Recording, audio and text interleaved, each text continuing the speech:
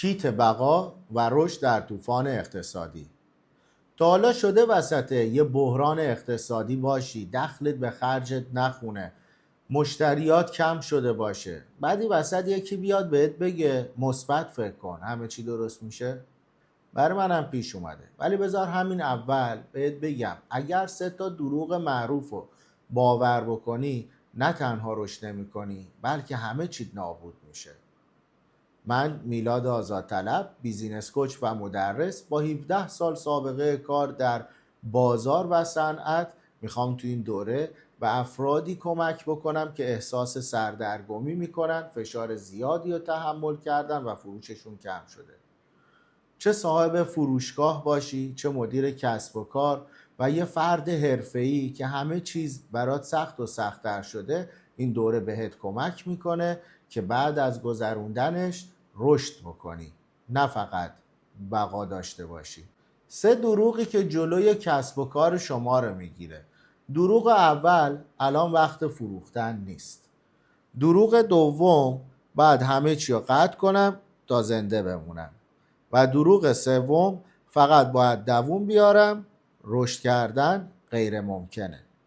دروغ اول، الان وقت فروختن نیست.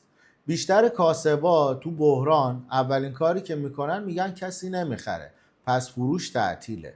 فروش تعطیل نمیشه، شکلش عوض میشه. سال 2008 توی بحران بزرگ اقتصادی آمریکا، پیتزا دومینو نیومد قیمتاشو کم بکنه، اومد با بازنگری کامل منو و تجربه مشتری، اومد فروشش رو 2 برابر کرد و اعلام کرد ما سریعترین پیتزا دلیوری شهر هستیم. یا تو همین بحران 12 روزه‌ای که گذشت، من به تیم فروشم نگفتم بفروشین، گفتم زنگ بزنید فقط حال مشتری رو بپرسید. یا خیلی از فروشگاه‌های آنلاین زمان کرونا رشد انفجاری داشتن. میدونی چرا؟ چون سریع خودشونو با بازار وقف دادن. تا بحران میاد همه چی قطع میشه. تبلیغات تعطیل، آموزش تعطیل، تولید محتوا تعطیل. قطع کردن نفس کسب و کار مرگ تدریجیه.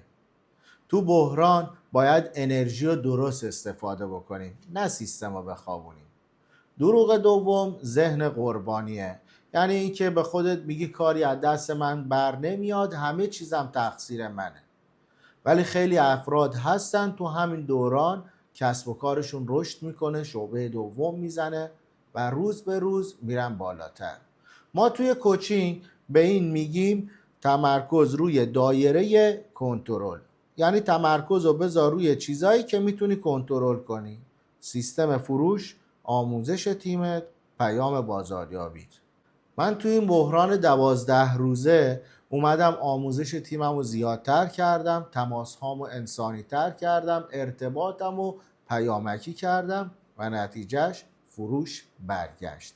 بریم سراغ دروغ سوم. دروغ سوم، باید فقط دووم بیارم، رشد کردن غیر ممکنه. اگه این 3 دروغ رو دیدی و داری باهاشون زندگی میکنی، نگران نباش.